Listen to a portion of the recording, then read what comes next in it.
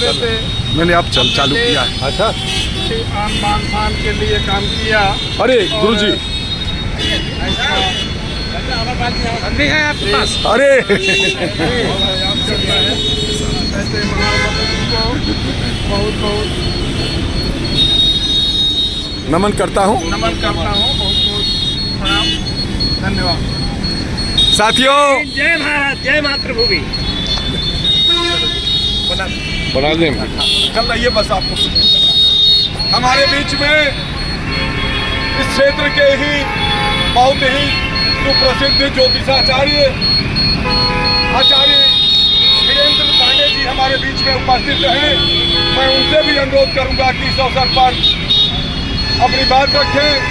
हमारे बीच में हमारे पुराने छात्र जीवन के साथी, हालांकि उम्र का अंतर है, लेकिन चूंकि 2001 से 2004 का मेरा भी केकेसी का एक कार्यकाल है, वहाँ के छात्र संघ के अध्यक्ष अमरपाल सिंह जी भी हमारे बीच में हैं। मैं उनका स्वागत करता हूँ और पांडे जी के बाद आपको मैं करूँगा।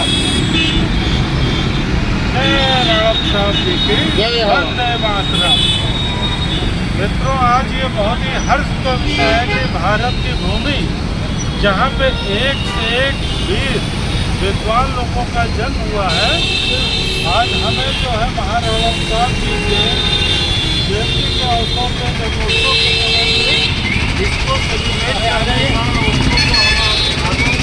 हमारा जो भाव सुमन है उसको करने का मौका मिल रहा है। महाराणा प्रताप एक ऐसे समय में जबकि पूरे का पूरा भारत जो है गंभीर समस्या और मुद्दों के आक्रमण से जूझ रहा था, उन्होंने बहुत ही वीरता, शौर्य और साहस के साथ में अमरपाल सिंह जी को बोलना।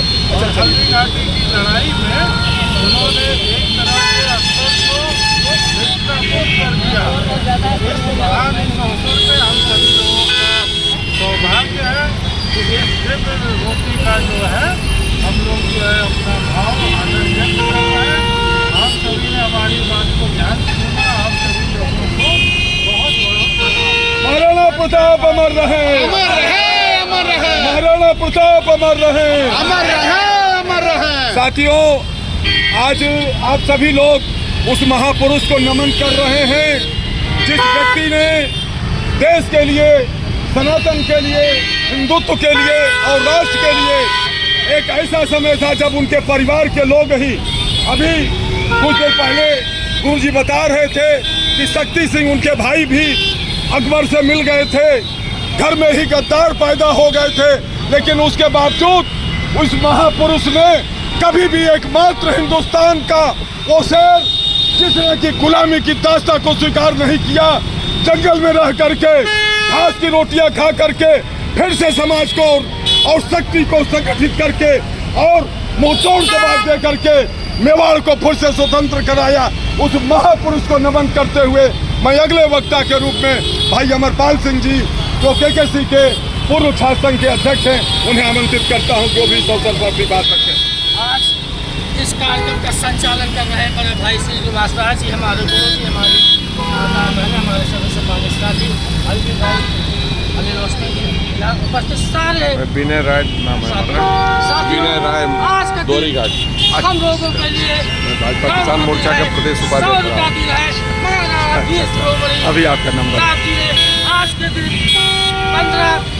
9 मई 1540 को इस भारत की धरती पर जन्म लिया था। ये भारत की धरती धन्य हो गई थी उस समय, धन्य उनके माँ बाप रहे होंगे तो कैसे वीर सपूत को उन्होंने जन्म दिया होगा। ऐसे महाराणा प्रताप को सब सादर नमन करते हैं, सादर वंदन करते हैं, सादर प्रणाम करते हैं। महाराणा प्रताप जैसा वीर योद्धा भारत की धरती पर कोई रहेगा, पहला तो तमाम योद्धा हुए हैं, लेकिन महाराणा प्रताप से ज्यादा बड़ा योद्धा इस धरती पर जन्म नहीं लिया है। उन्होंने तमाम चीज़ों को झेलते हुए, संघर्ष करते हुए, उनके पास एक ऐसा भी आया था कि खाने के लिए भी कुछ नहीं बचा था। घास की रोटियां खाई, मेवाड़ की रक्षा के लिए, मातृभूमि की रक्षा के लिए, भारत की रक्षा के लिए उन्होंने घास की रोटियां खाई, जंगलों में रहे, कुछ नहीं बचा था। भीलों का साथ लेकर के दोबारा फिर सेना उन्होंने तैयार किया, घमासान ने उनको कह दिए, असर किया गया। उन्होंने उसके उसको लेकर के फिर अपनी दोबारा सेना का गठन किया और फिर उन्होंने लड़ाई लड़ी और उन्होंने भारत भूमि को आज़ाद कराया।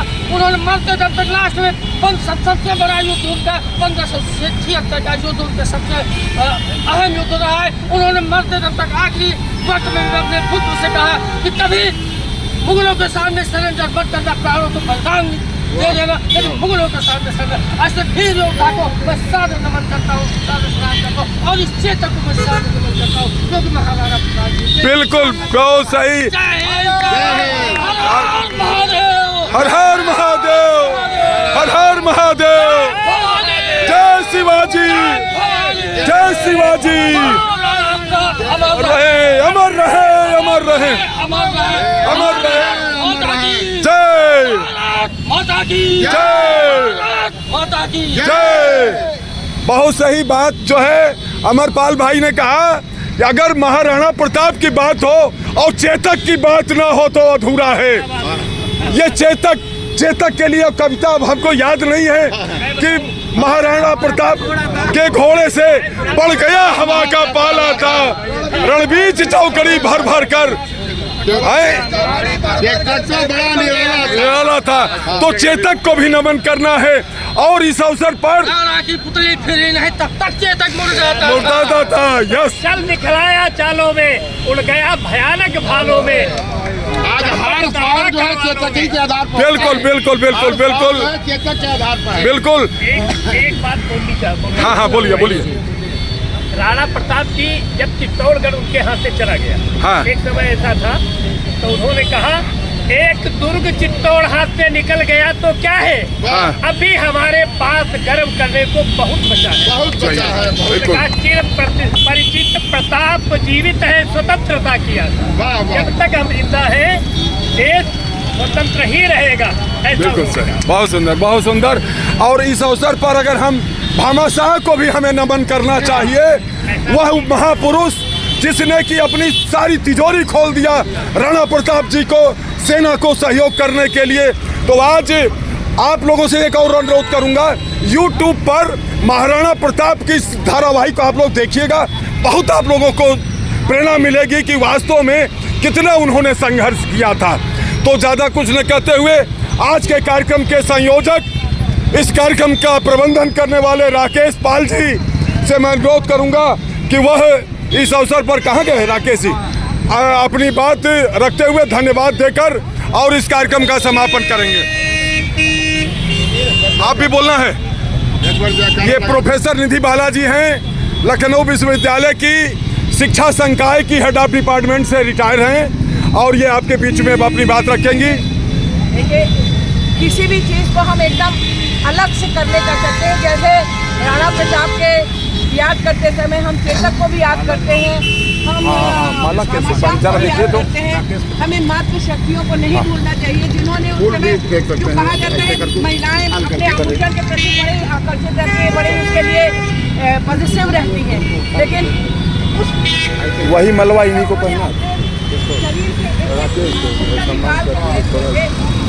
दूसरा माला है।